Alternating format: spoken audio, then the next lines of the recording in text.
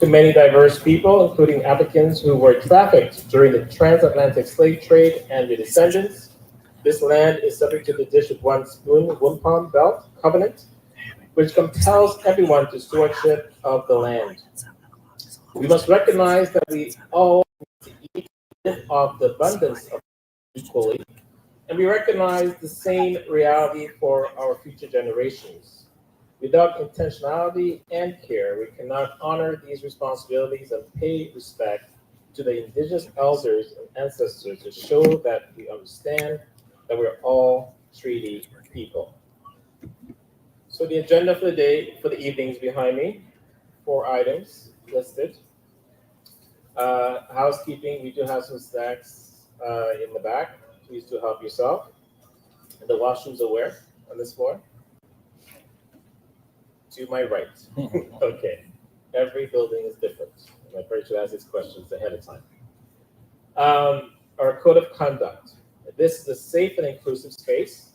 Everyone must be treated with respect and dignity. Discrimination or harassment of any form, whether verbal or physical, will not be tolerated.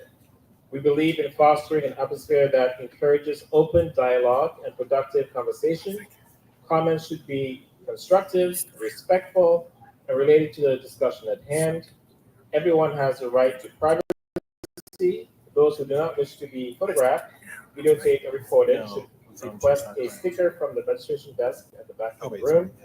Attendees take any photos, videos, or recordings the consent of the subject of the photos, videos, or recording. By following this code of conduct, we can have a productive discussion. So the first item I want to talk about is the Downtown East Action Plan reset. So as most of you know,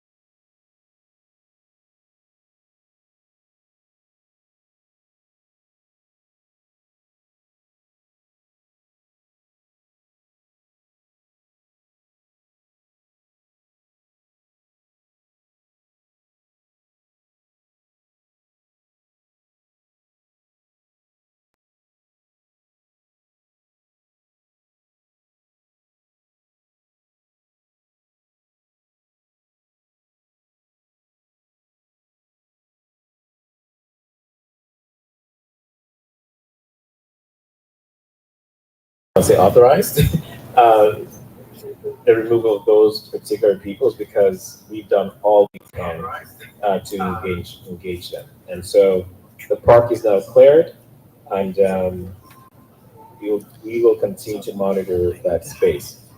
One of the things, so there are two teams in the city that deals with encampments, and so we're going to elsewhere in the ward. Over the last 2 years, I created a Allen Garden Task Force with all senior management of the city um, working on this, and I've just recently renamed it to the Encampment Task Force because we have many encampments across the city right now, and so we need to look at it in a holistic way. And I also want to mention too, the reason why there's such a bottleneck in regards to so many encampments. We receive 500 refugees a month in the city, and 51% of those people, are in our shelter system. So as a result of that, not support from the federal and provincial governments. As a result of that, there is a bit of a bottleneck in the system. So that's why you're seeing that there's more people in the parks right now. But we're actively trying to create more spaces. In the last year alone, we created 30,000 uh, um, additional affordable housing in the city of Toronto.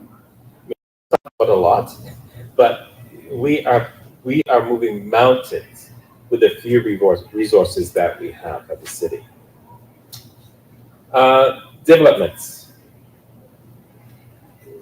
We historically have had a lot of developments in the ward. Right now, we're one of the top three where that takes place still. And I do meet with developers on a regular basis, and it's really to talk about community benefits charges. We call it CBC. And as you know, the province changed the law. Um, the city can actually get for each development. There is a cap of 4%. So it's the true value of the property from from the main floor for the rooftop is 4% of that. So which is significantly less than what we're used to. So what I meet with the developer, and always city planning staff is always present. I'm never alone in a room with the developer, despite what you may read in the local paper. We talk about childcare, we talk about community spaces, and we talk about perhaps even using that 4% for affordable housing. In some cases, we could actually have affordable housing in one of the units for maybe 40 years or so. More recently, we were able to secure a 99-year affordable housing, 16 affordable housing units for 99 years at 260 King Street East, and that's a Fitzrovia development. Just to know that we've been fighting them with that for the last almost year and a half. So we finally were able to get to a good place and secure those units for 99 years. What else is there? I'm jumping all over the place today. Too much coffee, obviously. But yeah, so that's really the gist of it. And so, yeah, that's it. Next. So again, I just want to point out as well, planning staff, planning is dependent from it's independent from myself. So planning acts as a provincial act. And so they have their own guidelines to what they do and don't do. And one of the things that the province has changed is that the city must approve development within 90 days, right? That's one of the new requirements. So when I first took office 2 years ago, one of the things that I inherited was a 25 St. Mary's redevelopment. And so I worked with city planning, I worked with our legal department to try and get the best deal for our residents. And so the 25 St. Mary's was one of the key developments that I worked with to get the best deal that I can. And actually, that was adopted across the city when it first happened. And so you can see that for the first 3 months, for 3 years, we were able to secure X amount. Base moving allowance went from was $32,000. The amount was 44,700 for one bedroom. And so we then went back recently, myself and Josh Matlow brought a motion forward to council to actually change that a little bit, in that we brought in CMHC data as well as purpose-built rentals, and we're able to increase the rent gap to 38,000. So that increased to $50,740 for one bedroom. It actually goes up depending on how many rooms there are, 2 or 3 bedrooms. But I also want to state though, this is a rent gap. So if you're paying $1,000 now, a current location for rent, and your new location is $1,500, you still have to pay $1,000, and the extra $500 comes out of this amount. It's not for transportation. It's not for any of those sort of things. It's more that you're paying, and that's the intention. And again, the city is broke up in zones, and so the zone 1 is the most expensive part of the city to live in, which is the downtown core, which is where we live. So this is reflective of zone 1. And this also includes not only rental apartments, but condos that are being rented as well. So this is the average cost of rent in the downtown core, just to simplify it a little bit. The next item is community safety. So we do have a new superintendent here in Toronto Centre in 51 Division. His name is Superintendent Ish Musa. He couldn't be with us today, but you'll get an opportunity to meet him at some point. As chair of Board of Health, one of the things that I've championed, again, only in Toronto Centre, is the Community Outreach Response and Engagement Team, which we refer to as CORE. I received a call from the police chief asking if I wanted to start this initiative. He felt it was a good fit for what I was trying to do. And so it's a police officer and a nurse practitioner who go out proactively looking for people that are in crisis and helping them, rather than being reactive, we're being proactive.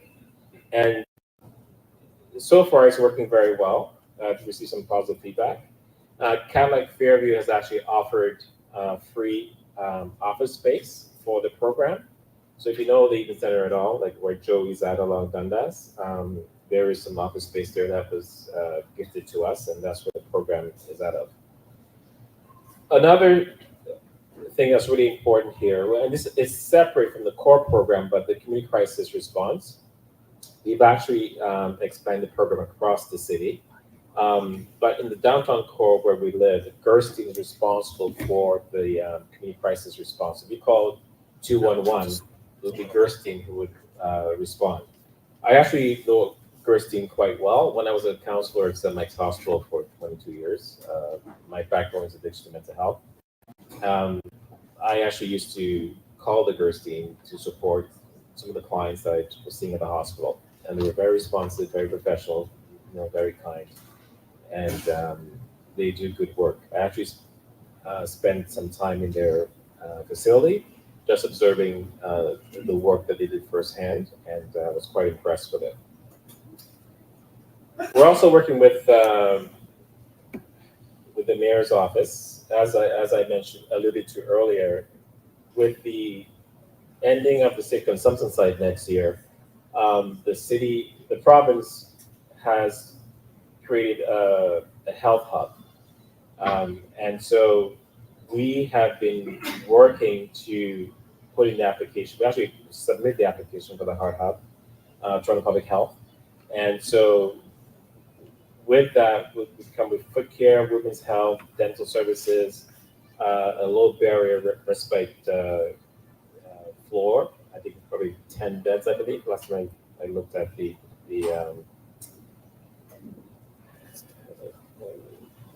file.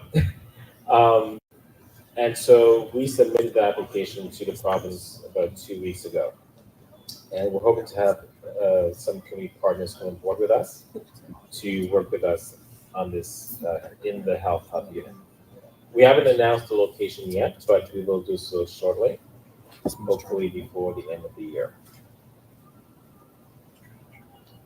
Next slide, please. One of the most important things I feel I've done so far is address some of the safety issue across the ward. Unfortunately, earlier this year, we had an incident where a pregnant mother was killed at Sackville and King Street while crossing the street. Queen Street and Sackville. And so I immediately brought a motion to council and requested a traffic light be installed there right away. We've also will be installing 6 traffic lights in the intersections above. Those are mainly though crosswalks. I mean, crosswalks are really I find not safe, especially in the downtown core right now. And these are mainly around TTC streetcar tracks. And I'm hoping hopefully in the future that the additional 10 will convert from crosswalks to streetlights.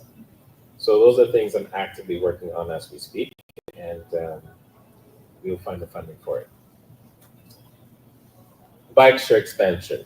So when the bike share started many moons ago now, it was really just in the downtown core. But now we've expanded it across the city, and it's well used. I'm gonna say, even some of my staff uses it. We have 7, as of 2023, we have 7 new stations and 161 docks here in Toronto Centre. And as of this year, we have 3 new stations and 69 docks, and growing.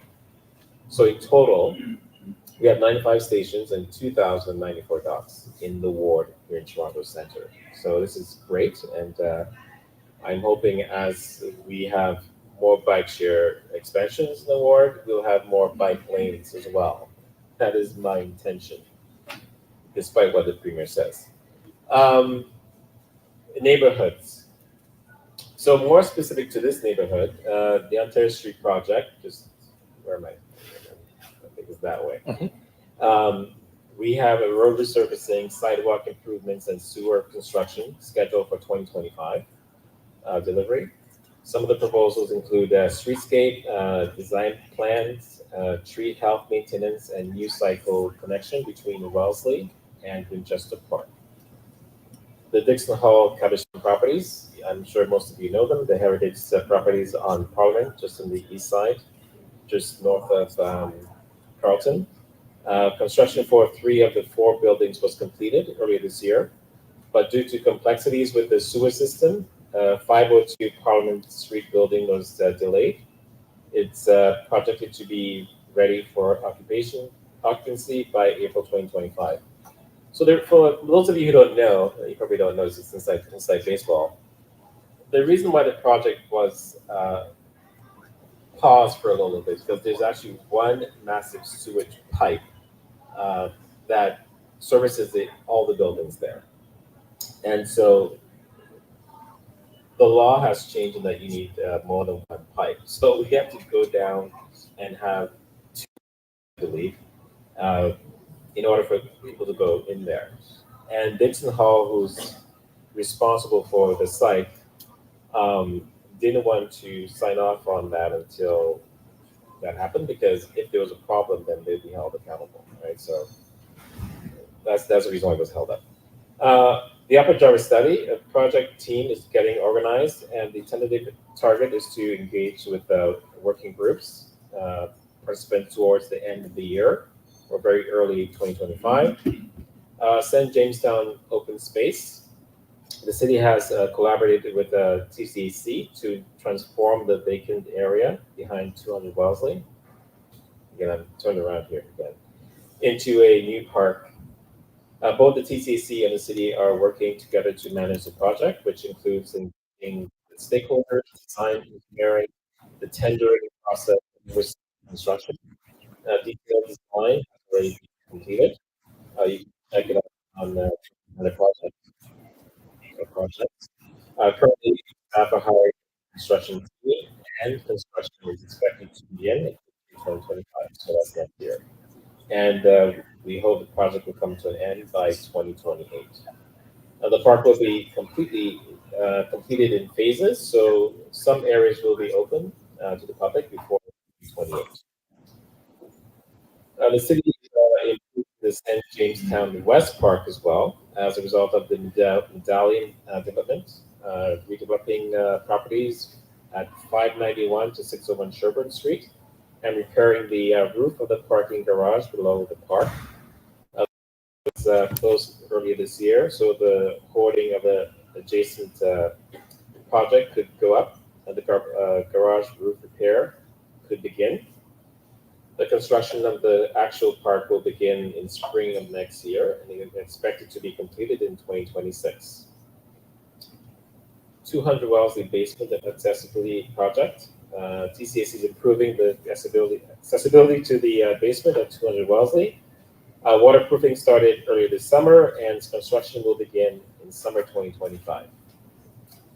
And that's the update for the projects in this area. So I encourage people to get involved. There are lots of opportunities to get involved. Earlier this year, I launched the Toronto Center Talks. It was an online forum. We went to breakout rooms, had presentations, and came back into the larger room. I actually enjoyed it quite a bit, and I learned a lot from the community, and I'd like to continue to do that going forward. Free budgeting. It's in the second year. We've had a lot of success in this program. Gives residents the opportunity to propose and vote on how community benefits should be spent. And what I've tried to do is I've broken it again up into 6 zones, and depending on the year, different zones can participate. And it's up to $750,000. So it could be multiple projects or one project. I think most of you here probably know about this because we've been doing it for a year now, and we promoted it. Toronto Center Projects, a website our office maintains to keep residents informed about capital projects happening in the neighborhood and across the ward.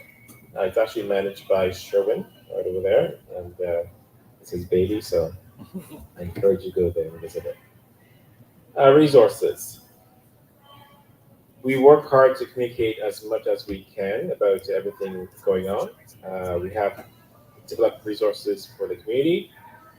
We have printed resources that is refreshed every year. So this one's going to be refreshed soon.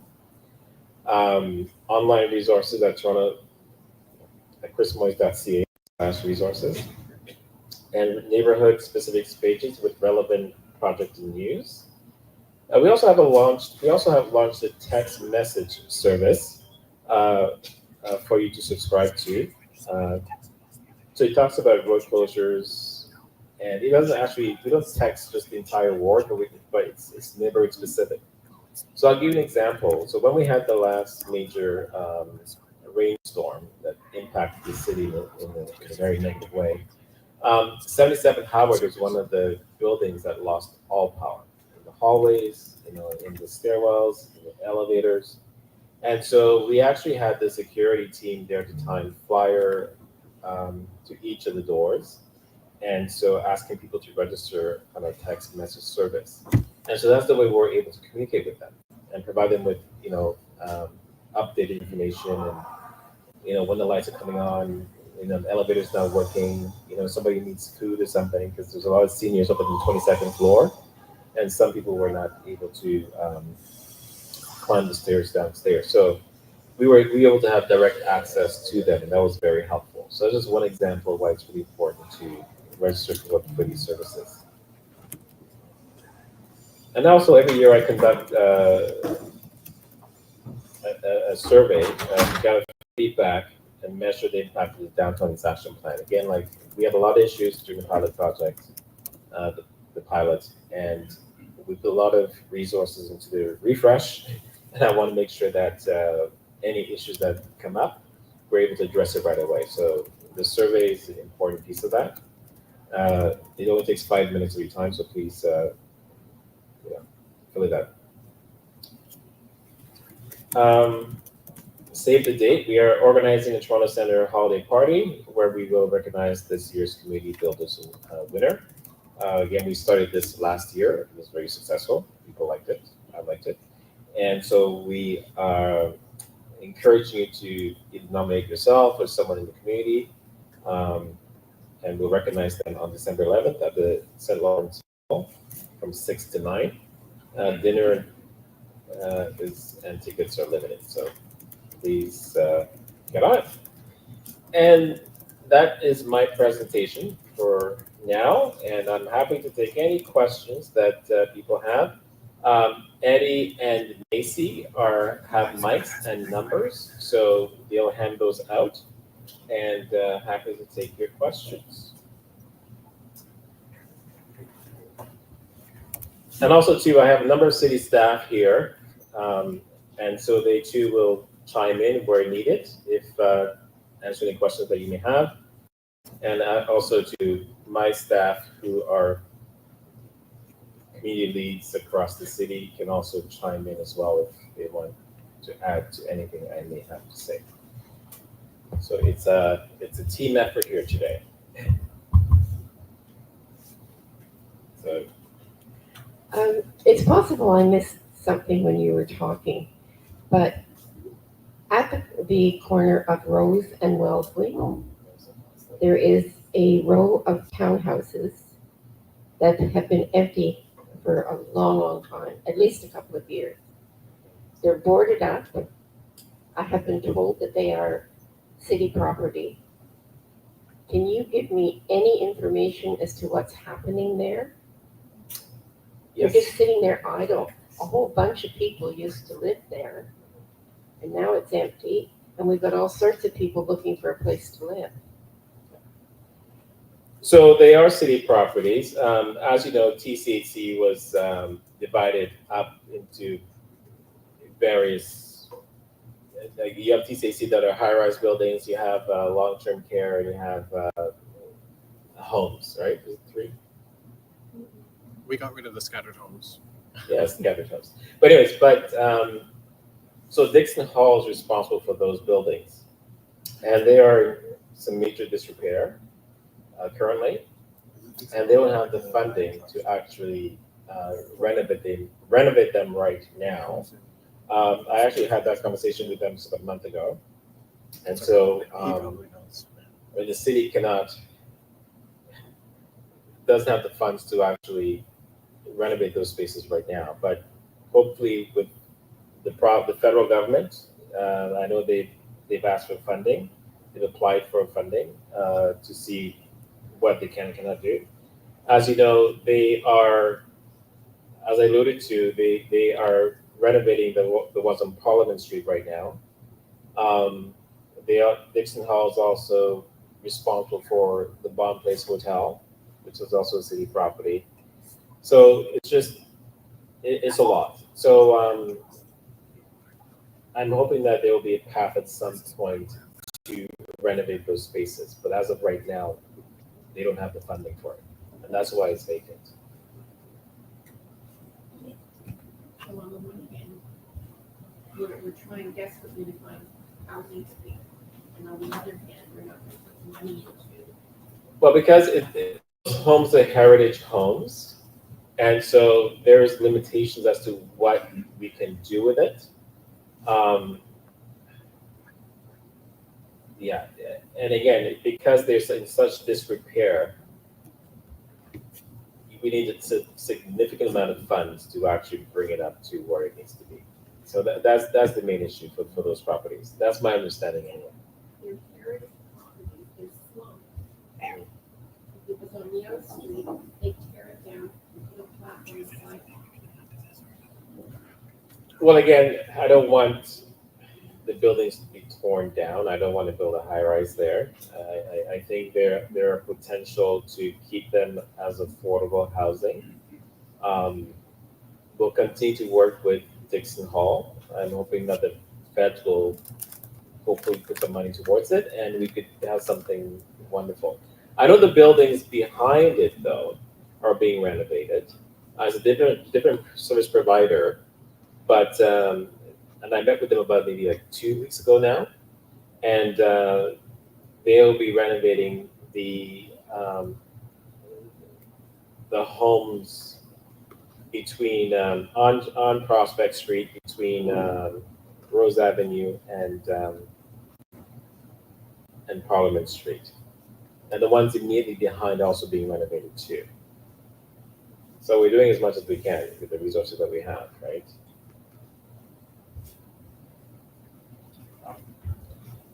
Sorry, I got it. Thank you. Thank you very much. Good evening, Mr. Moyes. Thank you for coming this evening. I want to start by applauding the emphasis you put on social housing. As somebody, I volunteered for 5 years without a cold, feeding the homeless and the working poor. So I'm really pleased that the city did not just plow people out of Allen Gardens, but help find them housing. My motion tonight is to keep Spruce and Parliament green, not ugly and mean. Once again, it would appear from what I've read on our website that the city and the BIA seem determined to make a poor decision regarding Spruce and Parliament. Sorry, can you not hear me? Want me up a little higher? Okay, there we go. The participatory budget voting has asked only one of two pertinent questions regarding our street. One, do you want more art in Cabbagetown? I think it's great. I'm an artist, so you're not going to get an argument from me about bringing more art into our communities. But the most salient question is absent. Is the proposed interactive art project feasible for our corner? That's the point that's missing. The art they are proposing has a seating component. Now, we presented the BIA with empirical evidence that seating at our corner attracts more grief than good.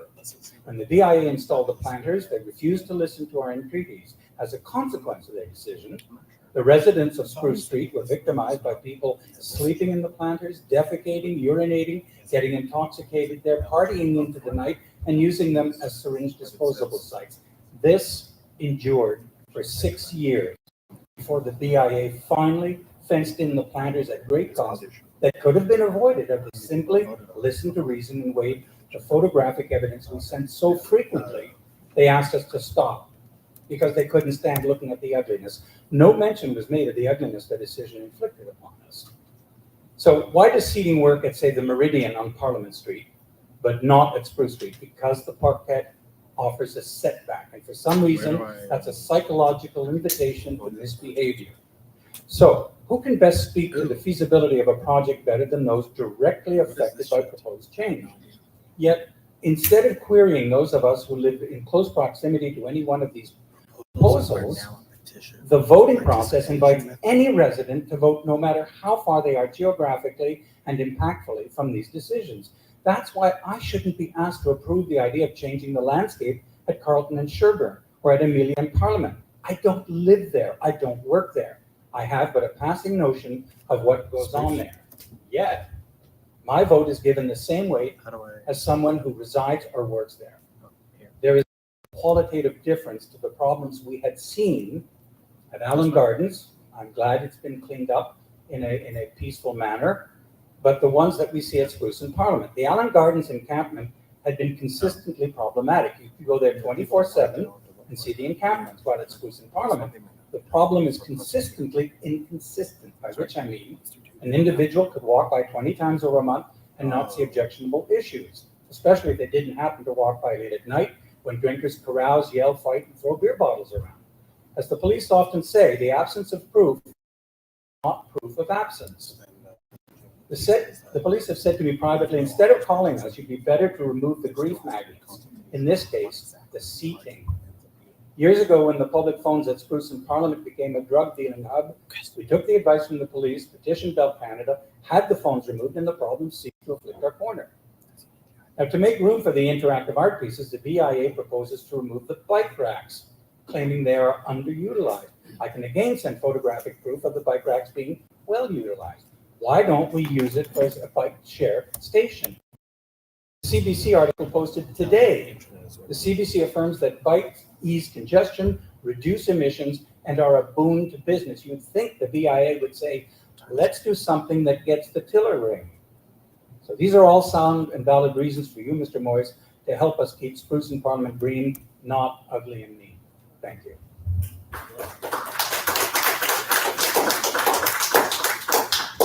Well, I want to address two things. First of all, the Toronto Center projects, when it comes to that, it's actually area specific. It's not for the entire ward. So, you have to put in your postal code. And if you live in the catchment, then, your vote counts. I know Matthew Mohan has been working very hard, the executive director of Cabbagetown BIA, to beautify the space, not only at Spruce and Parliament, but, we have a new parquet coming in at Gerard and Parliament as well. Confederation Park. Yes, Confederation Park. I'm going to change the name as well. Anniversary park. But we still Anniversary park. Sorry, Anniversary park. Anniversary Park. Sorry. Anniversary Park. Yes. I had some of the letters. Yes. But we're still going through the public consultation for Spruce and Parliament. I know initially there was reluctance to putting, I'm going to be quite frank about it, there was reluctance to putting seating down along Parliament because in other areas of the ward, people sleep on cars on the benches, and that has been a problem. And I know the initial thought process was, well, if we put benches down on Parliament Street, then we're just inviting more issues. But I have to admit, I've since had a change of heart. I know Matthew has approached me a few times about benches on Parliament Street, and including Spruce and Parliament as well. And I'm not opposed to that.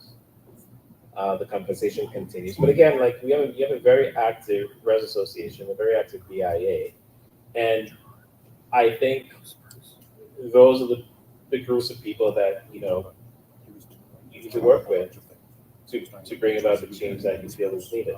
I just mentioned that we tried. We sent them tons of photos, and they said, "Stop sending us the ugly photos." I said, "Are you going to make a change?" No, you're stuck with it. We made a decision. The city backed it. Live with it. But my understanding though is that we're still going through the public consultation, so no decision has been made. They don't live here. They don't live. They don't work there. We need. People keep telling us, "I have an idea and I mean well." We need fewer people who mean well and a few more who do well, who actually talk and say, "What is this going to impact your life?" Not some general view that airy-fairy. Let's get on with practical considerations. That's what we're asking here.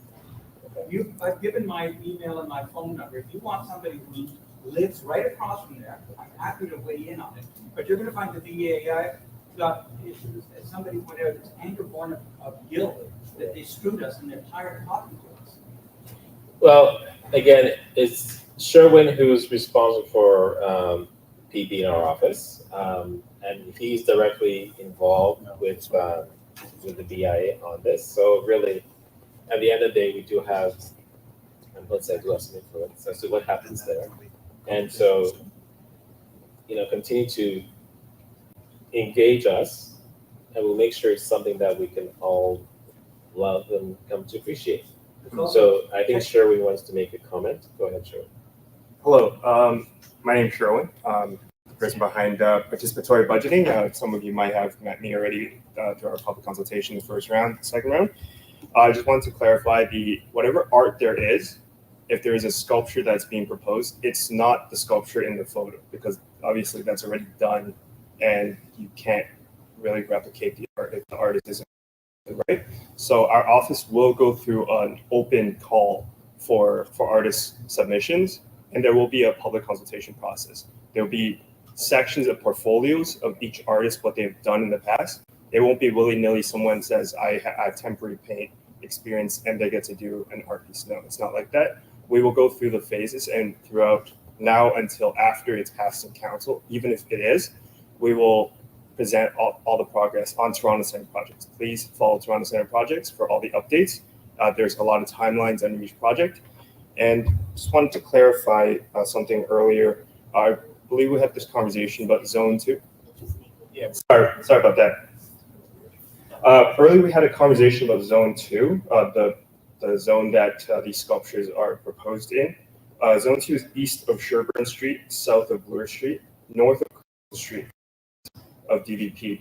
That is on torontocenterprojects.ca /PB. And once again, about the art pieces, we can chat offline about that.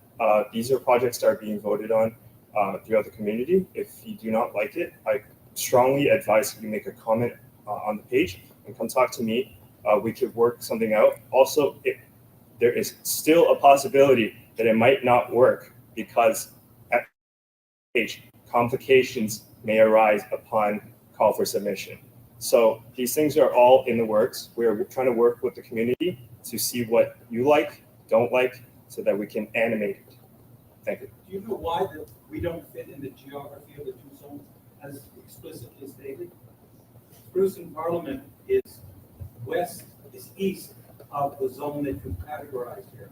Well, that's So I'm wondering if I'm making an argument about something that's never going to happen because your zone, according to this, excludes Spruce and Parliament because we're. does it. Cabbagetown is Zone 2, right? Zone 2, east of Sherburne Street, south of Bloor Street, north of Carlton Street, west of the DVP. Yes. Cabbagetown, We're St. south of Jamestown. Parliament.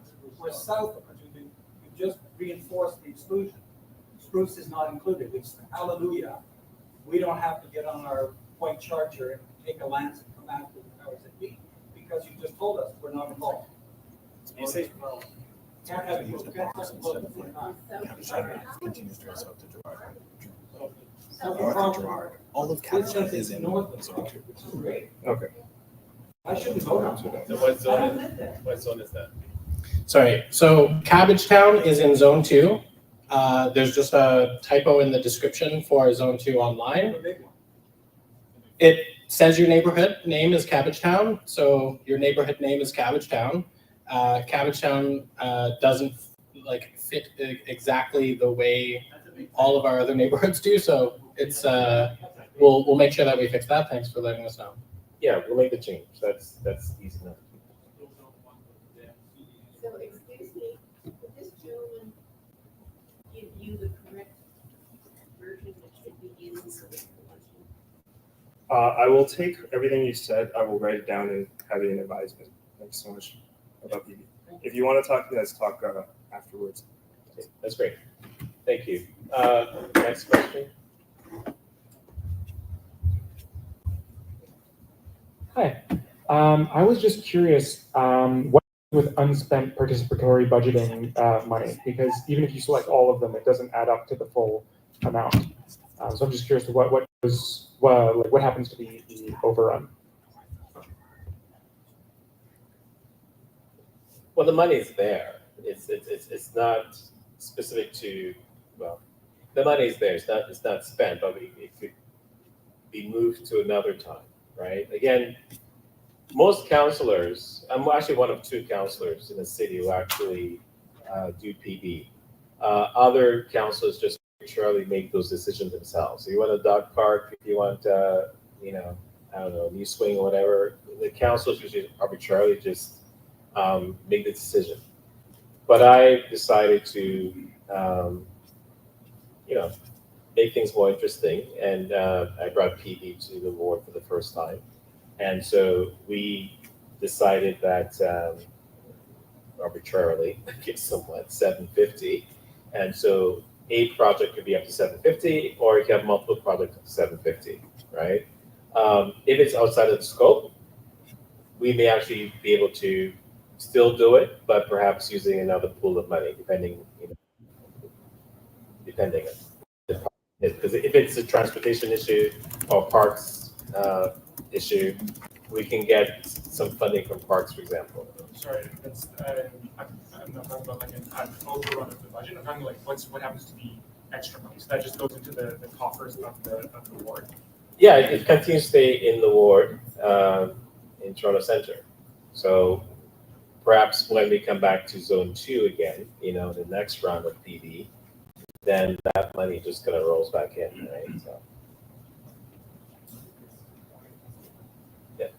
Sorry, just to clarify, all the participatory budgeting monies originate from Section 37 development community benefits that I realized from development applications. The money's there. Like we're not creating out of thin air. It's associated with particular developments across the board.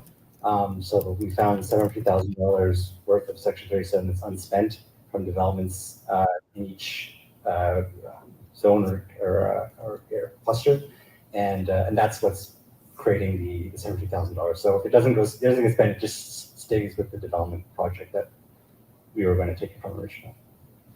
We could spend it elsewhere. Hello. I have a short two-parter about the encampments and the housing situation. So I might not be as informed as my neighbors. What was the motivation for, I'll say, clearing the encampments at this point in time? For now, what was the motivation for that? And secondly, you laid out a plan for how to address, how to approach new encampment residents, we'll say. And the final steps, I didn't quite understand what was the plan for, well, you cleared out Allen Gardens at this point, but there will be new folks who come through, you know, you have to solve the housing crisis. So what is the plan for new folks who attempt to set up camp? How do we work with them in a similar, hopefully, respectful, humane kind of way? Okay. Thank you for the question. So again, my background is social work and specialized in addictions and mental health. And so all the people actually that, and I've lived here for almost 30 years, and a lot of the people that are actually underhoused, I know a lot of them because I've worked with them, you know. And previously, encampments were just cleared. And for me, that didn't work. That does not work. And so for the last 2 years, I was able to get a trailer in the park for a housing worker in the park Monday to Friday, 9 to 5, to house people from the park. Again, we built the trust. We've engaged them for the last 2 years, trying to find them a place of their choosing where they would be comfortable. That took a long time. We had great successes in the park. Like I mentioned in my opening remarks, we actually permanently housed 98 people from the park. It's the most successful initiative that we've taken in the city around encampments. We're also able to refer people to indoor spaces, 433 people over the last year and a half. So that's fundamental. There were 2 people in the park, as I mentioned, over the last 2 years prior to me being a counselor, who chose not to engage city staff, right? They have created chaos. We know some of the activities that they were doing in the park. It's well documented. I'm going to say that the people in the park, we recognize those who are underhoused are the most vulnerable people in our communities. And they need our care and our support. And that's the new encampment strategy, I think, reflects that quite clearly. And so that was the reason why. And so the reason why we decided to finally just move those people along is because of the issues that were happening for the last 2+ years. And there were, I think, 9 people in the park at the time. And we actually worked with the other 7 to find them indoor spaces. And we've had, it was a peaceful transition, and I think it was one of the more successful things we've done. The plan long term, really, for all the encampments is really and housing is the key, right?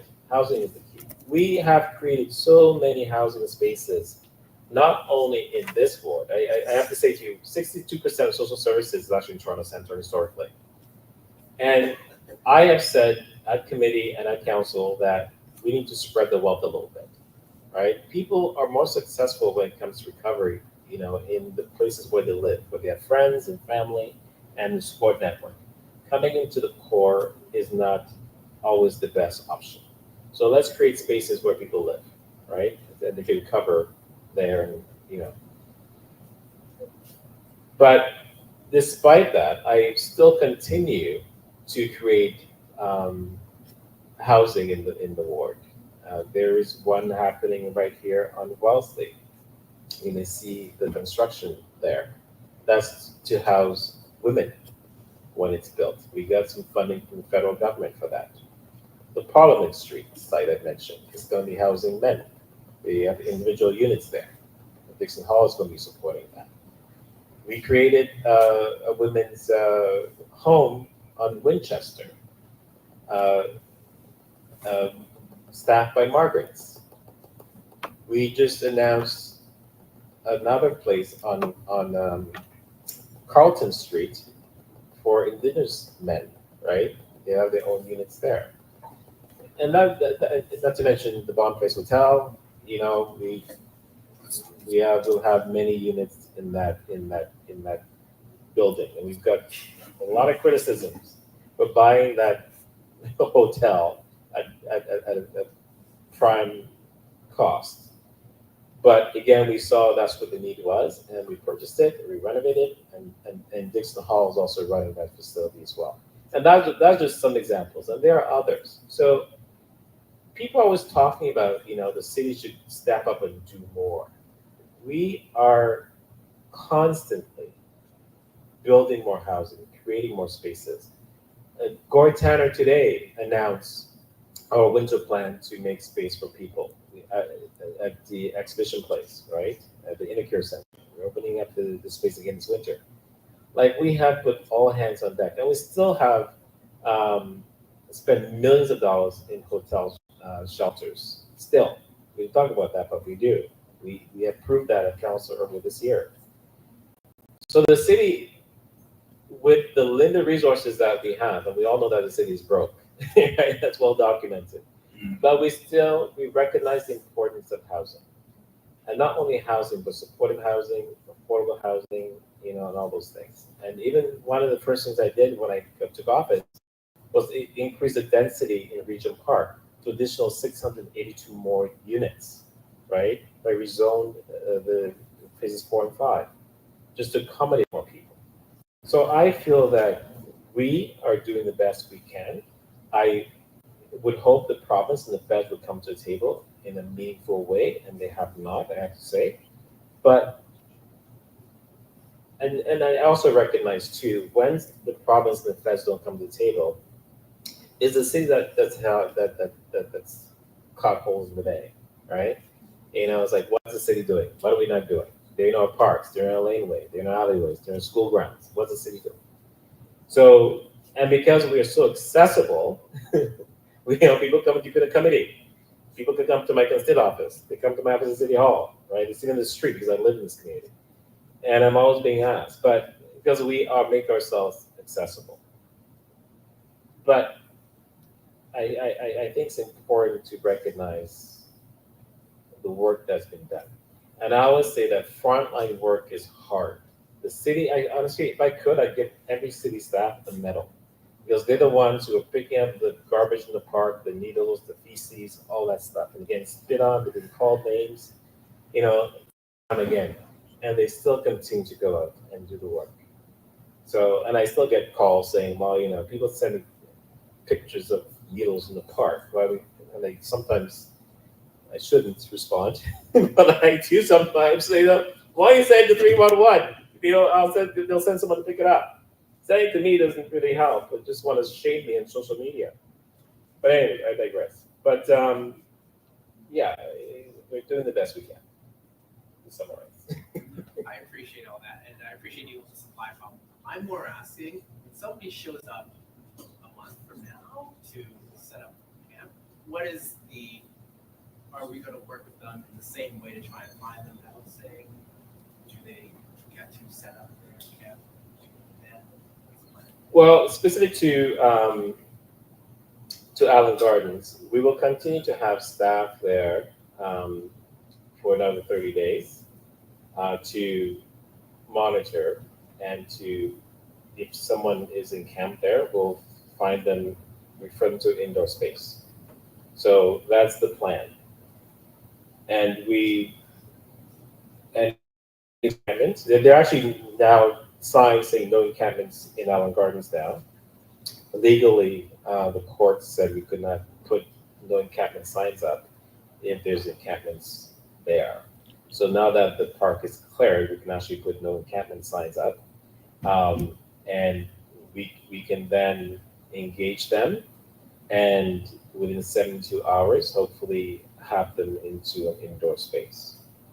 Again, our key is to, care for people, house them, but not to go into indoors either, because there are many people, who don't like the rules of, perhaps a shelter, for example, right? Maybe they cannot smoke in there or, do whatever in there, and they choose not to go into those spaces. But we do offer them space. And we would not move someone out of a park if we didn't have an indoor space to offer them. So that's an important criteria. If we don't have an indoor space to refer you to, then we would not remove you from the park. Okay. Hi. Hey. Hey. First, I just wanted to say thanks for all your hard work, you and your team's hard work in improving our ward. I appreciate it. I was just wondering if, as a city councilor, you have any input into the retail spaces that get built when a condo goes up. I've noticed with the new builds, the retail spaces are quite large, and they're oftentimes replacing 5 to 7 small businesses that were previously there. So I was wondering if there was any way or any input you could have into maybe breaking those large retail spaces up, or if there is a large retail space, maybe there could be smaller subsidized units for smaller businesses, because I do feel like it ends up changing the neighborhood quite a bit, because oftentimes the only businesses that can afford the large retail spaces are like Scotiabank, etc. Yeah. Thank you for the question. So what I do with developers, those are things we talk about. And so we go in with intention in that we talk about retail space sizes, right? Depending on the neighborhood. Again, if it's too large, then people cannot afford it. Small businesses cannot afford it. So we talk about the size of the units, and my preference is also was making it smaller rather than larger, so that people can actually enter the space. Otherwise, if it's too large, then you have like,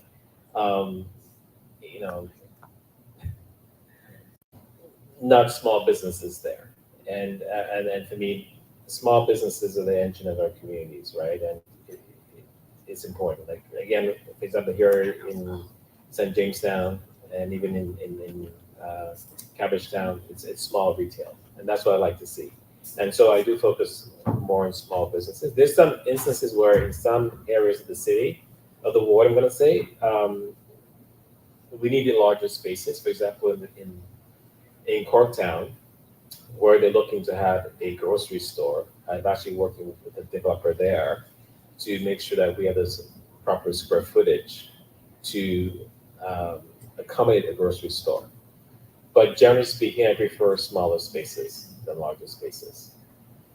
And if you feel that, again, when it comes to every development, we do have public consultation on them, and I do try to attend if I can, then my staff attends for sure. And if you want to see a smaller retail space in a specific development, let us know. And when I speak to the developer, I could let them know that's the preference of the community as well, right? In some parts of the ward, for example, in the Church Wellesley Village, I think 3%, is it 3%? Of the businesses are actually owned. They actually own the space, and so now that the Church Wellesley area is changing, and there's a lot of condos and density, businesses are being kicked out. So what I'm trying to do is using CDCs, trying to actually get the spaces through a land trust. We're trying to create a land trust, and that we actually purchase the space, and we could keep the local businesses there.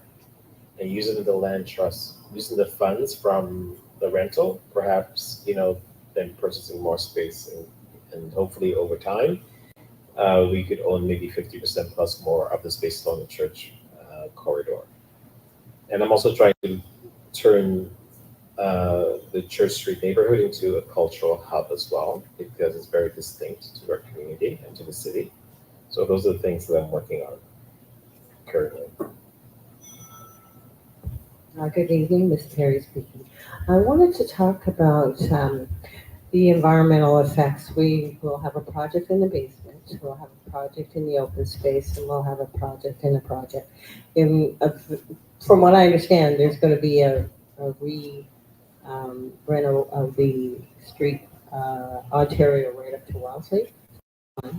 In the back of the building, people are adversely affected by noise and dust and debris, and an ever-growing flock of pigeons that are thriving more than I think the people are. So I'm just wondering if there's been any environmental studies as far as how this triple project coming will affect the residents, particularly in the back. And also, we have an increased number of people drinking early in the morning now that alcohol is available from 7 a.m. to 11 p.m. And I'm wondering how, in a neighborhood that's as oppressed as ours, how the added availability of alcohol at 7 in the morning, how we're supposed to see that as something that we can fit into a healthy, family-friendly community.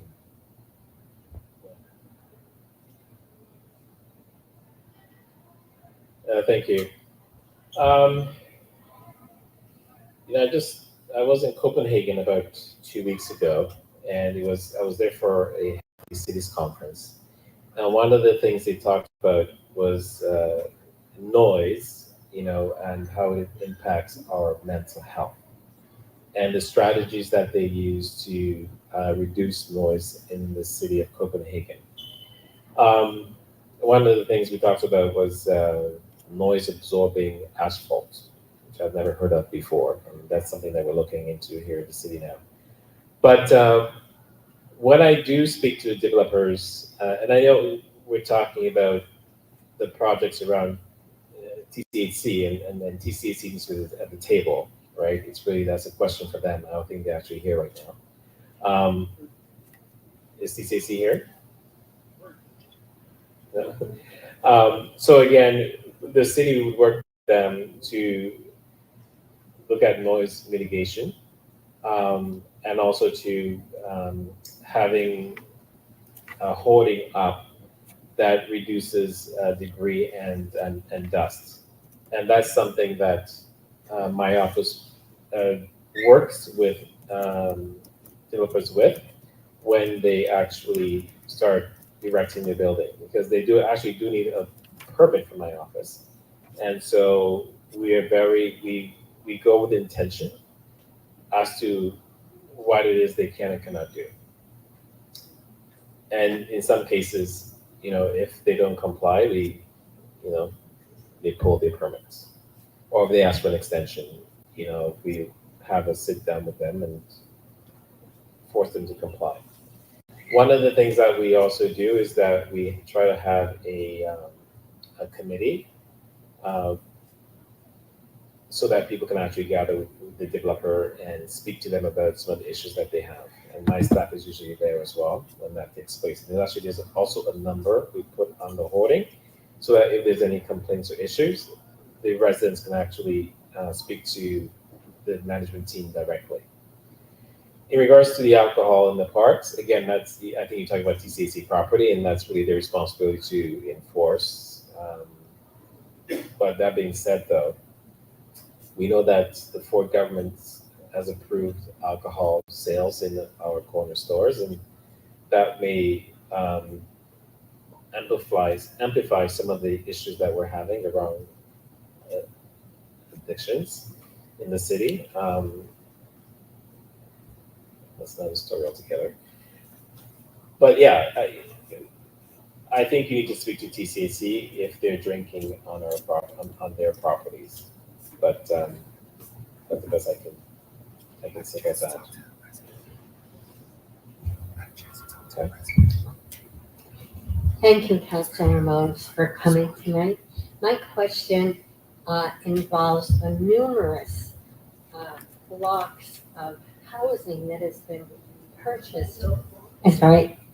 Numerous blocks of housing that has been purchased, particularly Earl, Huntley, Linden, Sherburne, where, as the other woman mentioned, people are living and they're now going to become condos. However, we seem to have an impact on the condo development now, which is negative. And I'm concerned that all these buildings will be left boarded up and abandoned. There's already one on Maintenance Street, which has been abandoned and boarded up for a number of years. So I'm wondering if you have any sense what will happen with these properties. I can comment on the Maitland Street one because I looked into it specifically. They are paying a vacant home tax for that property. So that's a positive. Quite significant. So we looked at that and they're paying the vacant home tax. It's important to note that the properties that you mentioned are owned privately, right? They're private properties. As a city government, we cannot say to a private owner not to sell their homes to a developer. And we cannot say to a developer, you cannot build a high rise here. The province has been very hands-on on this file. They loosened the rules around that. And you may also know that because most of Toronto Centre is considered a transit-oriented ward now because of the Ontario line, we have line 1 to our west, and we have line 2 to our north, which means that density is going to happen. And so I mentioned earlier that I have no control over city planning. It's a provincial act. And so city planning works within the provincial guidelines as to what can and cannot be erected and how tall a building can be, it cannot be. And so we have very little influence as a city government when it comes to these sort of things, right? I mean, one of the things that I say to these developers when I can is that I rather see rental properties than condominiums. Because not everybody actually can afford to buy a condo, And also to talking to Mohammed at TNU, the president of TNU, or Rutledge at St. Mike's, the president of the hospital there, and others, they say to me council, we cannot get people nurses or therapists or whatever, or professors at the university or lecturers to come because they cannot afford to buy a condo, nor do they want to, but they want to actually prefer to rent. And so this is why, for example, when it comes to 191, 201 Sherburne, when Fitzrovia said they want to build apartment buildings there, I thought, oh, that's great. It's close to the hospital, it's close to the university. fit that mold. And so yeah, that's my thought process. But I cannot go into a private space and say to people that they can and cannot do something with their properties. And most often, if we challenge it at the city, they go to the OLT, Ontario Land Tribunal, and 90% of the time, the city loses, right? And then we end up paying the developer for the fees of occurred according to the OLT. However, my question involves how long, the only recourse we have if the property continues to be vacant is the vacant. That's right. And so in the whole block there, Shelburne, Huntley, and though if that takes 5 years, then they'll have to pay a vacant property tax. They do. And who looks at, and then the city can then fine them for failure to maintain or? MLS, is MLS here? Oh, there we go.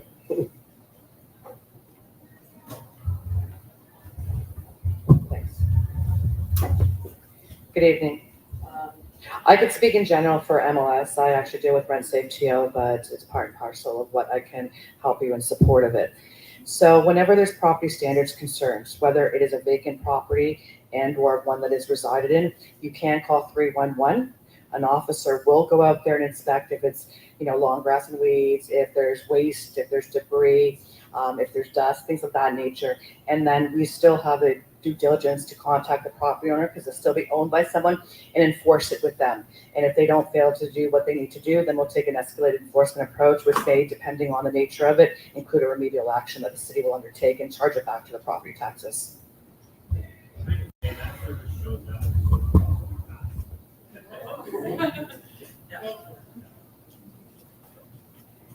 Hi, I want to commend you as well for what you've done in Owl Gardens, which is great. And I walked down there today, and it was amazing to see it cleared and looking so beautiful. One question I had is the Indigenous Fire Circle. There are a lot of different structures in there that didn't used to be, and is that something that's going to expand or contract, or what's going on with that? That's a loaded question. So we are working with the Indigenous elders and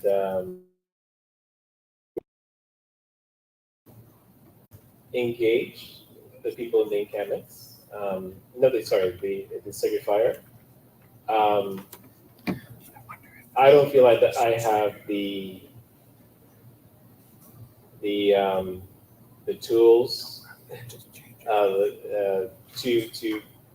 to make decisions for Indigenous people, and so we learning from them, and we'll take their lead as to what are the best steps going forward. I just wanted to follow up. Just the gentleman who was here earlier and just asking about, when tents come up again in the park and you guys are going to be gone in 30 days, what happens then? Does somebody report that, or, because you've done all this work and it could easily balloon again, right? It could be whack-a-mole. And I already know that there's some tents over on Oak Street where the children's park is. So, these people could just be moving around, and that's fantastic that they found homes. And I talked to somebody today, and they're really happy. But I'm just wondering about what happens after doing it anymore. Well, we'll continue to monitor still, right? It's actually my path to and from work every day. So,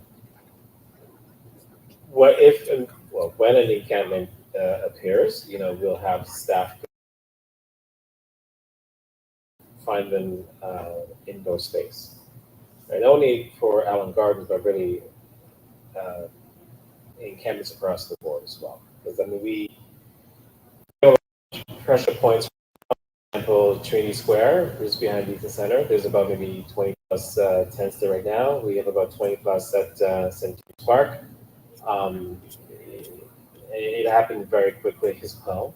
So my hope is to redeploy the team from Allen Gardens over to St. James Park. Probably already, but yes, we will continue to monitor and try to support people as the weather changes and gets colder out.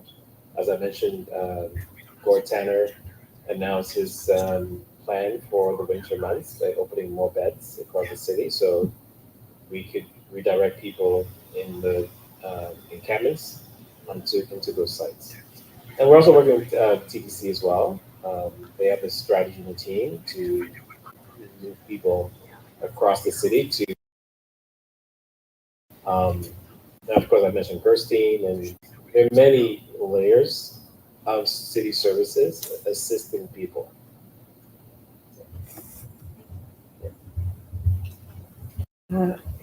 Thank you for hosting this town hall. It's very informative. My question was exactly the same as hers about the indigenous fire, sacred fire. I didn't hear the answer very clearly.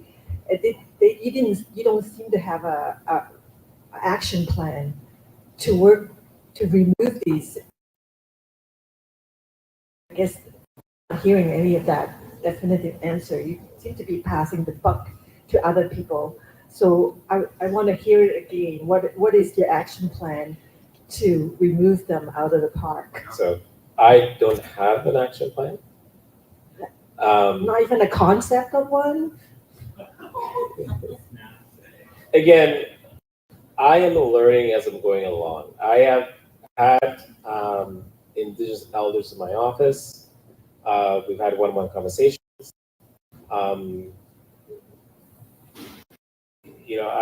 I want to be respectful of the indigenous community and some of the struggles they have had and continue to have, and respecting the history and the hardships that they've had. I mean, the sacred fire is important to a lot of people, right? It's honoring the women and children that were murdered, and that's the lens that I'm taking. And I just feel that give them as much time as needed to help them heal. And I think as a community, we have to be supportive and be empathetic and embrace them.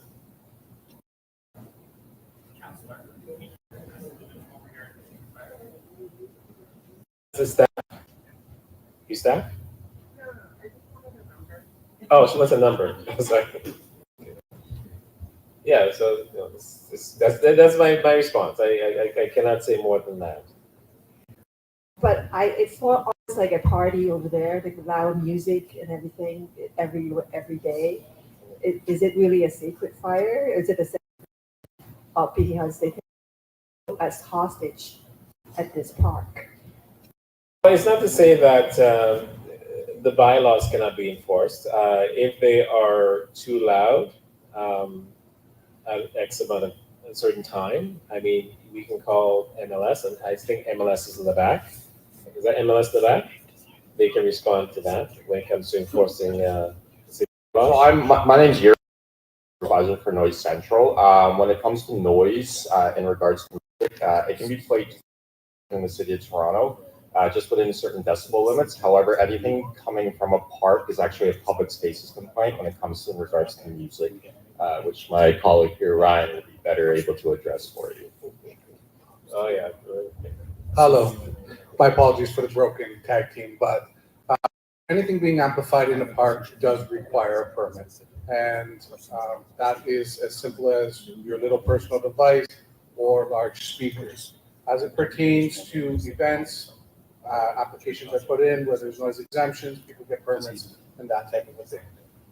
In regards to the Indigenous Sacred Fire type of events, at this time we are not engaging with that because of the special circumstances associated with it. The Indigenous Affairs team is being engaged by MLS and counselors. So at this point, we are not engaging with any amplification that is coming from the sacred fires.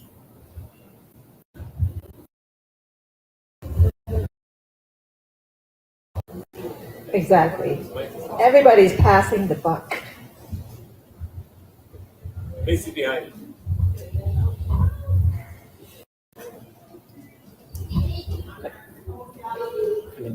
Hi, Consider. Myself, Raj Kumar. I'm living here for 6 years. I'm also a resident co-chair here in 200 Wellesley Street corner. So, to ask a question regarding the underground improvement projects, which was sanctioned to work on the coming years. So, representing the corner, I need some updates, or I would like to get some updates regarding that. That would be helpful. Thank you. So Mary's my staff lead for this area, so I'm gonna ask Mary to provide a more comprehensive update about the underground parking.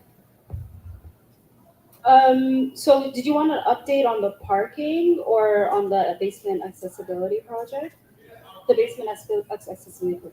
So they're currently doing the waterproofing for the accessibility project, and then construction is going to start next year.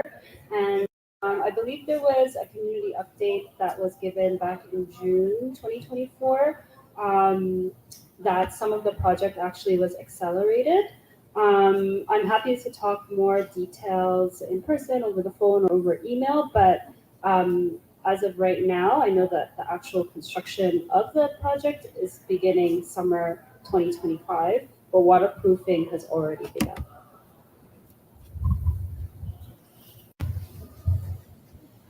Hi, I just wanted to say that I appreciated that you briefly mentioned bicycle infrastructure, and that's something that's very important to me. I was curious if there was anything we could do as citizens to like help make that easier for you, like advocating for more bicycle infrastructure and more generally. Well, I have created a lot of bicycle infrastructure in the ward already, and I intend to create more. You know, the next big project I was actually going to tackle was Jarvis Street. I wish I did it earlier rather than now, but I was encouraged to wait. Anyways, as I look at my chief of staff. But so because of the provincial government, it's going to be a little harder for us, I think, moving forward. But I've said privately to people, and I'll say here to you now, that if you feel that your safety is being compromised, you know, take up the whole curb lane. You know, drive right in there, right? I mean, like we've had 6 deaths in the city of Toronto this year, right? And those are preventable deaths. And I think, you know, again, I mentioned I was in Copenhagen with our medical house of the health at the Villa, and Barbara Gray, general manager of transportation. And we went to Copenhagen to learn from the people there and the infrastructure that they have. And they always put people first, right? You know, people, then bicycles and cars are invited into the space, right? I like that they're invited into the space, but people first, then bicycles. And I think 99% of people in Copenhagen ride, but owns a bike and rides a bike. And when I was there for the 5 days, I actually was on a bike for 5 days, 3 to 4 hours a day. My legs still hurt. But yeah, and I wish, you know, we changed our mindset in North America around creating infrastructure for people. One of the positives about Young Tomorrow is that we've actually received approval already for changes on Young Street. So it's which is great. So we'll make the sidewalks larger, we'll create bike lanes, and the vehicle traffic will be one way north and one way south. And I think that's important. So we'll continue to move forward until, you know, we're told otherwise. But between now and then, we'll continue to push. And I think, again, you know, make sure to let the province know that bike infrastructure is important to you as a resident of Toronto, and tell everybody that you know.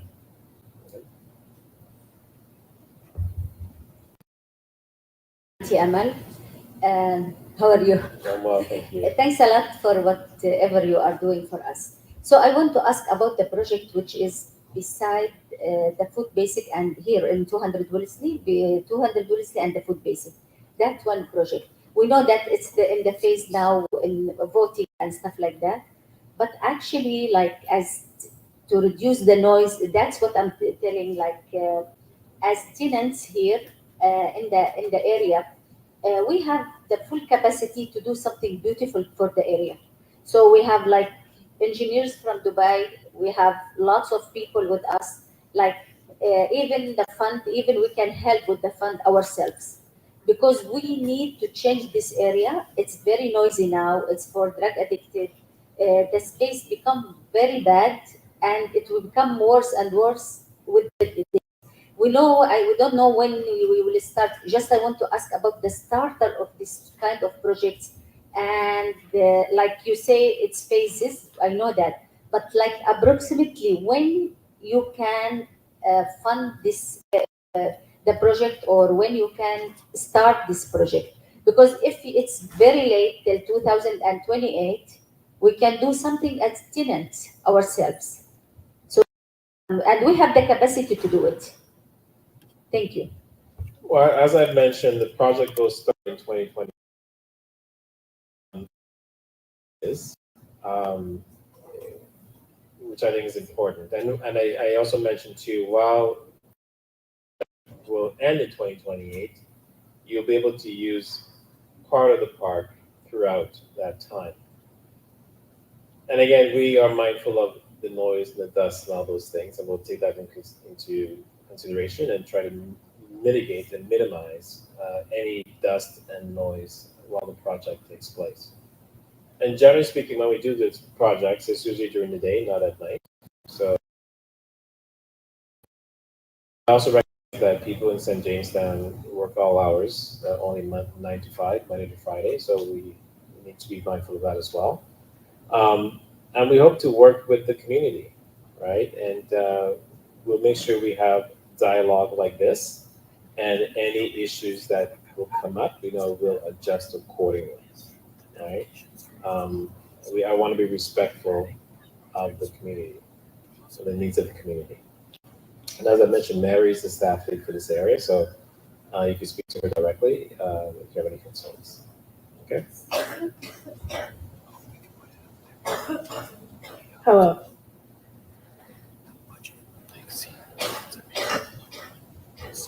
I would like to engage in a practice of empathy. And I would like people to ask themselves, why is it that someone would choose to live outside in a tent in the cold? And I would like people to ask themselves, why is there not of allowing people to live when the alternative is clearly so violent to them that they would prefer to be on the street?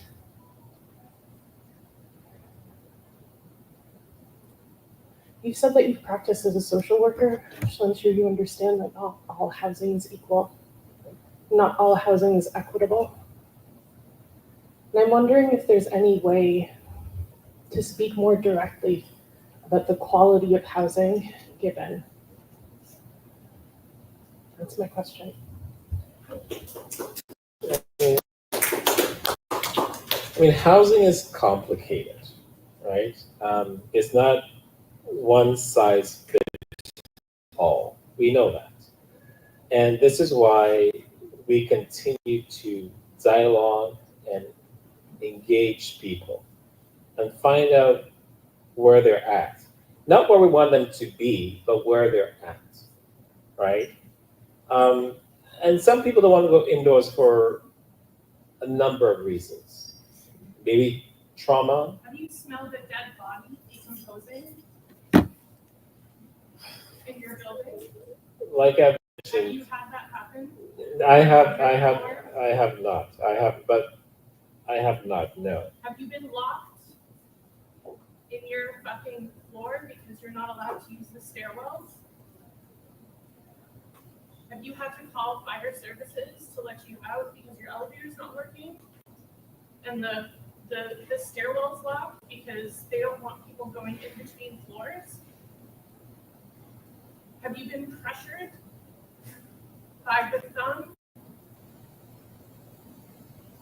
Like, these are not good places to fucking live. Nobody wants to live there. Why would they be on the street? We do have a code of conduct, because I asked I'm you so to sorry. please respect that. I So you asked a question, allow me to answer, okay? And I did say that we need to recognize where people are at and help them where they're at. It's like I mentioned to sit consumption sites, right? People who use, we need to help, we need to work with them where they're at, not where we want them to be. And I know some indoor spaces may not be safe for some. I get it, right? But let's try to find a space that works for everyone individually. And we're trying to do that at the city. We're trying to create housing where there is wraparound services. We're trying to create transitional housing.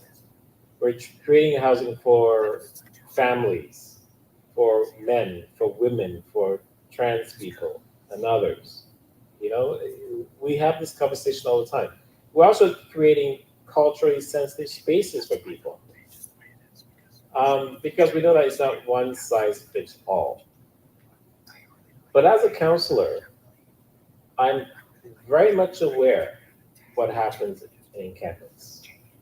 I get a report from city staff, in some instances from Toronto Police, as to what happens in the campus, how people are treated, how they are abused, right? How they're marginalized.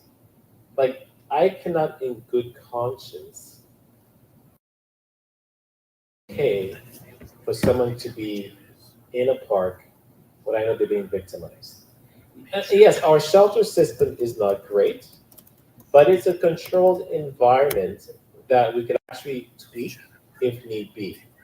Because there are professionals within that space that can go and assist somebody and help somebody, right? Make space for people. So, that's my response. If I didn't if I didn't care, if I didn't care, I would just say, you know what? Everybody fend for themselves, right?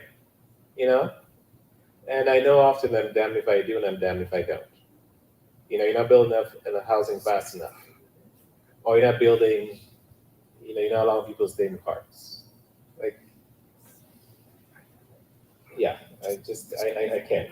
Anyways, next. Hello, thank you for this meeting. This is my first meeting like this, so maybe I'm not familiar with even your jurisdiction exactly of what you can address. But I just thought of, so I'm like an avid cyclist. I normally am biking every day and commute everywhere. And 6 weeks ago, I was biking not too far downtown, crossing streetcar tracks, and my bike slid over the tracks and I broke my elbow. And just telling my friends about this, like, it seems like everyone has stories of, oh, that happened, something similar to me. My brother broke his arm, and going over streetcar tracks. And I'm sure the city must know that there's all these things, but I didn't tell the city. It was just my own accident that I had. I wonder if there's something that could be done, maybe just more bike paths, which sounds like that's not really happening. But I just wanted to, bring that to the awareness of how common it seems to be. Yeah. Again, there's risk in everything, right? But we do try to maintain our bike lanes in the city, and we already talked about, creating more bike spaces and the province interference in that. But I have to say, the city goes out, actually sweeps the bike lanes, parks this here, right? But also we the bike lanes before we actually clean the street where the cars are. Is it once? Guaranteed once a week every bike lane. So we actually go and we actively clean the bike lane. And again, what is first? before we clean the actual road. So we're doing all the best we can, and if you see deficiencies in a bike lane, I mean, please let us know. Call 311, and we'll get transportation services out to take care of it, right?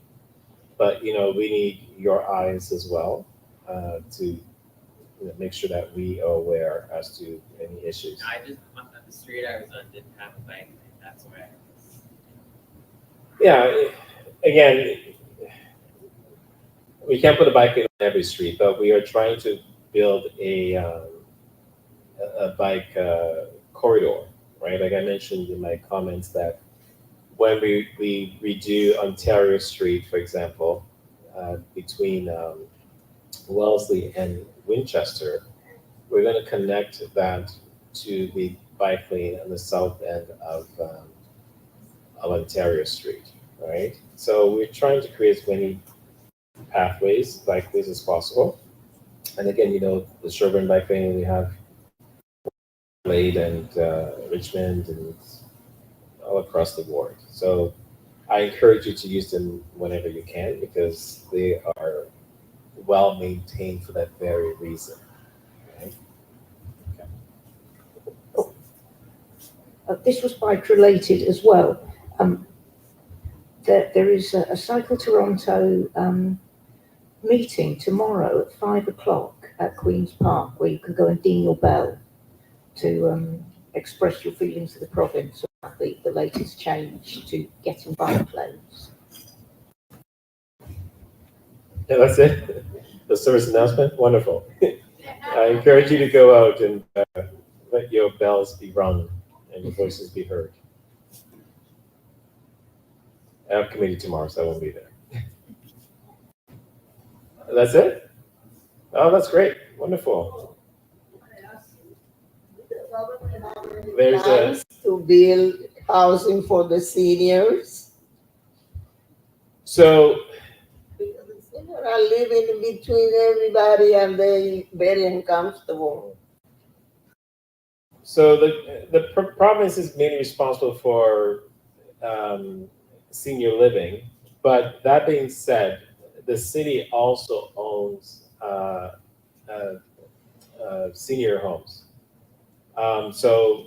And we continue to expand seniors housing, but also too, we also try, I chair public health as well. We talk about this at that table as well. And we try to have also homes, right? Because it's what people want, and we're making sure that people have the resources that they need to age in place. But we have senior residences in the city of Toronto where needed. Again, we know that the baby boomers is getting older and the need is great, but we're trying to build as many homes as possible, wherever possible. But again, the province needs to come to the table as well because they are our main funders, right? And they claim that that's a priority to them, so I'm going to take them at their word. Hello, Randy, St. Jamestown Residents Council. First note, just for a budget, thank you so much for implementing it in our constituency. It's not a perfect process, but I think it's fantastic. Second question is the proposed work that I also think is a great. Our concern for St. Jamestown Residents Council and our St. Jamestown residents is that St. Jamestown residents are going to be represented at the council. Right now, BIA leadership is invited to it, but tenant associations in Ward 13 leadership are not invited to it. There seems to be a disparity and a marginalizing practice there. And the more affluent neighborhoods have more long-standing resident associations and more successful resident associations. St. Jamestown is a transitioning neighborhood. Our residents associations don't have the same roots, and our residents associations look very different. On paper, someone like the wonderful Auntie Amal's Community Corner community center who are represented here tonight wouldn't be recognized as a tenant association, but their roots are deep and they have all kinds of members within their organization. And organizations like that should have a seat at that table.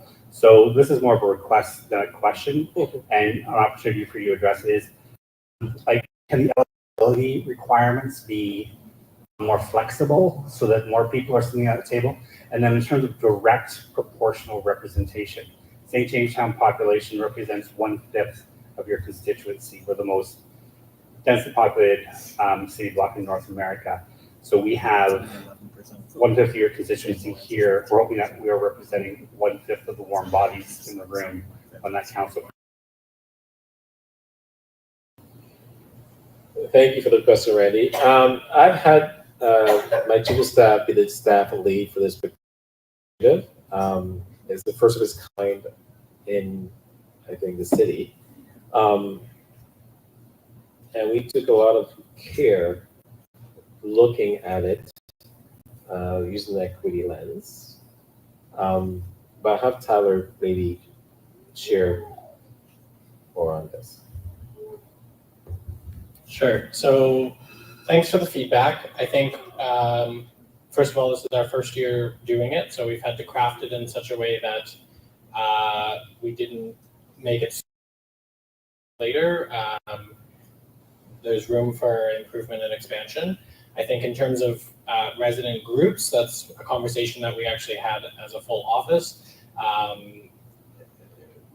We have probably thousands of resident groups or groups who work with residents across the ward. And so if we allowed everyone to be at the table, then we don't have a ward council anymore. We have a town hall like this. And so, but when you start to say, well, why that one and not this one? Yeah. And so when you start to ask for one and not the other, then you begin to start to establish criteria. So that's why we've established the criteria the way we have. For BIAs, they work a little bit differently. So there's only, at a BIA level, the executive director is the only person who gets paid to be there. They often understand the issues, and so we've invited either the executive director or a member of the board. For most of the BIAs, the business owners themselves just can't make it out to another meeting. Most of them have opted for their executive directors to go instead. As I said, there's always room. This is a capacity building exercise for us. We're here to work with St. Jamestown residents to ensure that your resident association has the ability to have AGMs and have a very lush and full membership. We want to make sure that at the end of the day, that when someone is coming to the ward council, that they are representing the neighborhood and that they have multiple voices in the feedback that they're providing us, and vice versa, that they have someone to go back to, a membership to go back to say, this is what's happening at the city level around policy, around whatever it may be, get involved. And so there needs to be that two-way. Often, and St. Jamestown aside, Moss Park has a similar issue, so we're working on building up a council there as well, because they actually have no residents council, or they have Grassroots, who does great work in the organization. Grassroots, right? Yeah. Grassroots that is doing wonderful work in the community, but they don't represent any of the tenants. So that's why we've crafted it the way we have. Even in terms of the leadership, we've asked that the presidents or vice chairs or chairs or wherever they are of the residents associations do not attend council meetings, but that they appoint someone else. And that's because, again, often, St. Jamestown aside, or some of the neighborhoods aside, there's some neighborhoods that there's only one or two voices, and they are only the ones who ever get to say anything. We're really trying to build up the capacity, because our resident associations and tenant associations have a lot to contribute and haven't really had that ability to do so up until now. So I appreciate your feedback. We will continue to evolve, and I'm sure the voices that come in November at our first meeting will also be able to help us better craft and sculpt. You can actually ask questions. I'm just for binary yes or no.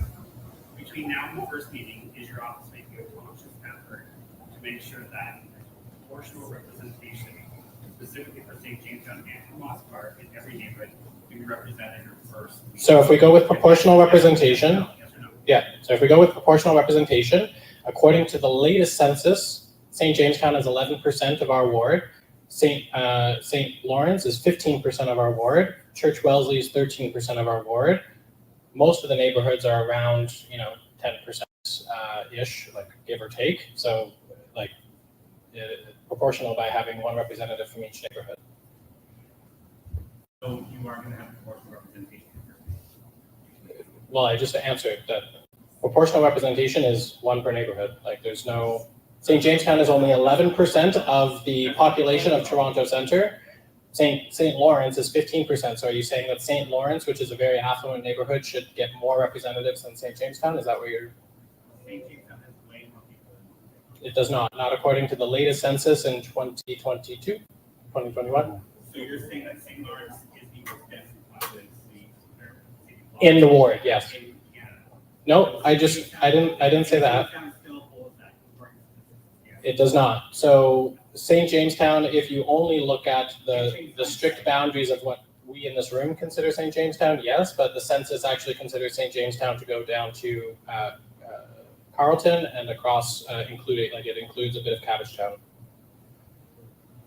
Okay, thank you. We have time for one more, or I could wrap up now, or forever hold your peace.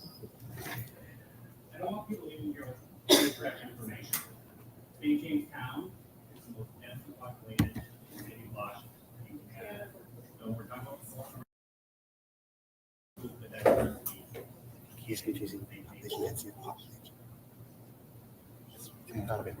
All righty. So again, thank you so much for coming. I hope I was able to share a few things with you, and thank you for sharing with me as well. It's a two-way street. I also want to thank city staff. We did not get a chance to actually identify them or call them out, but thank you for coming today, Bertha. And Toronto Police, our friends in the back, thank you for coming as well. And to all of you, just want to state that, again, my state office is at 329 Parliament Street. It's open Monday to Thursday from 11 to 4. And numbers there. We do answer the phone, or you could email us. And even though we do have social media, we do not respond to social media. And if I ever do respond, I'm not allowed to respond. I get slapped in the hand. But again, do reach out to us if you have any questions or concerns. And have a safe journey home. And thanks again for coming this evening. Thanks. Bye-bye.